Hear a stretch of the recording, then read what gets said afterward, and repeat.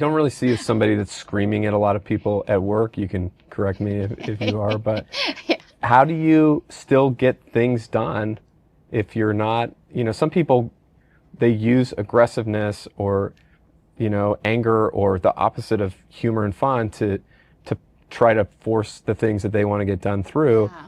And it sort of seems like you take sort of the opposite approach, but I assume just as effective. Yeah, I think of it. I had a super great boss like really early in my career. So for better or for worse, I always feel like he set me up to be wildly successful because he was such a great boss, and then also made it harder for all future bosses. But one of the things he taught me in terms of just like how to show up is we all have a range, right? We all have a place where we are the most comfortable and the most authentic, but that style isn't always effective in every situation and with every person.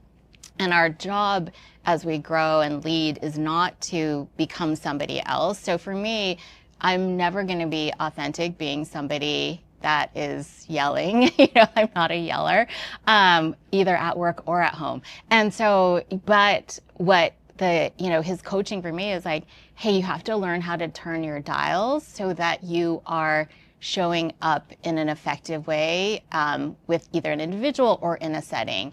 And so that's like stretching ourselves to be, for me, whether that's like being more direct, calling something out, but still in a style that is authentic to me.